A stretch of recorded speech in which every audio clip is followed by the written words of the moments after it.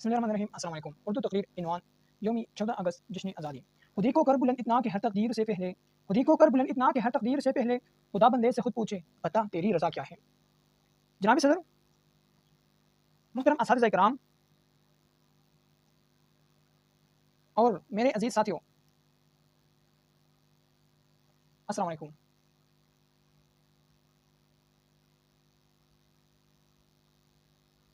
आज मुझे जिस मौजू पर लबकुशाई का मौका मिला है उसका इन्वान है यौमी आज़ादी 14 अगस्त। मुहतरम सामीन कराम, आज हम 14 अगस्त 2024 को यौमी आज़ादी के इस मौके पर जमा हुए हैं ताकि अपनी कौम की आज़ादी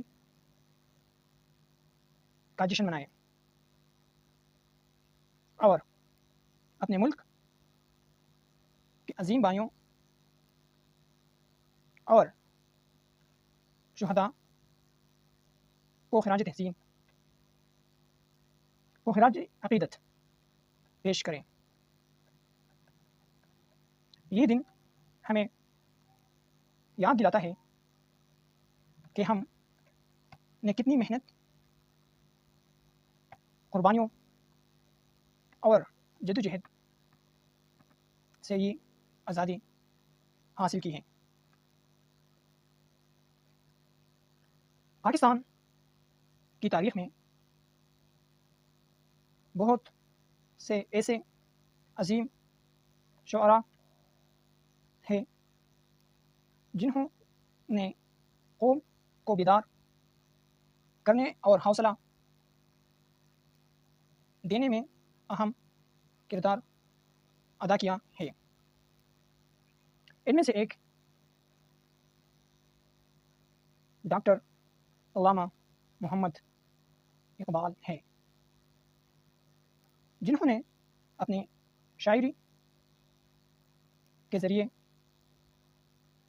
मुसलमानों को ख्वाबी गफलत से जगाया और इनके दिलों में आज़ादी की शमा रोशन की। आज मैं एक और मशहूर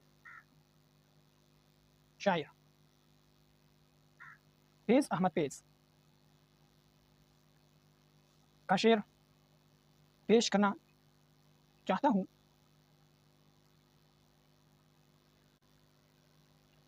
हम के ठहरे अजनबी इतनी मुदारतों के बाद फिर बनेंगे आशना कितनी मुलाकातों के बाद। हम के ठहरे अजनबी इतने मुदारतों के बाद फिर बनेंगे आशना कितने मुलाकातों के बाद। ये शेर हमारी कौम की तारीख़ का आकाश है, जिसमें हमने अजनबियत और मुश्किलात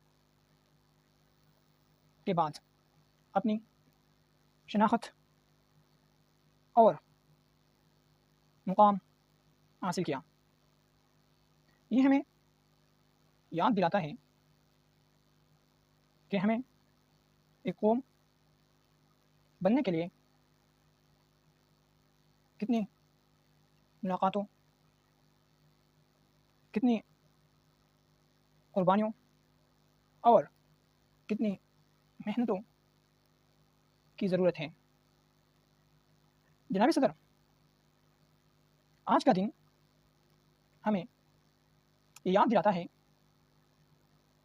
कि हम ने कितनी मुश्किलात और चैलेंजेस का सामना किया और किस तरह हमने اپنے عزم اور حوصلے سے ان پر قابو پایا۔ ہمیں یہ عزم کرنا ہوگا کہ ہم اپنی آزادی کو برقرار رکھنے اور اسے مزید مستحکم کرنے کے لیے اپنی تمام تر صلاحیتوں کو بروئے کار لائیں گے۔ آج ہمیں اپنے نوجوانوں کو تعلیم، تربیت اور مہارتوں سے آراستہ کرنے کی ضرورت ہے تاکہ وہ مستقبل کے چیلنجز کا مقابلہ کر سکے اور پاکستان کو ترقی اور خوشحالی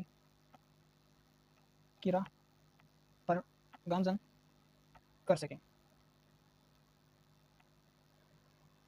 آخر میں دعا گو ہوں کہ اللہ تعالیٰ ہمارے ملک کو ہمیشہ قائم و دائم رکھے، اسے ترقی و خوشحالی عطا کریں اور ہمیں ایک متحد اور مضبوط قوم بنائیں۔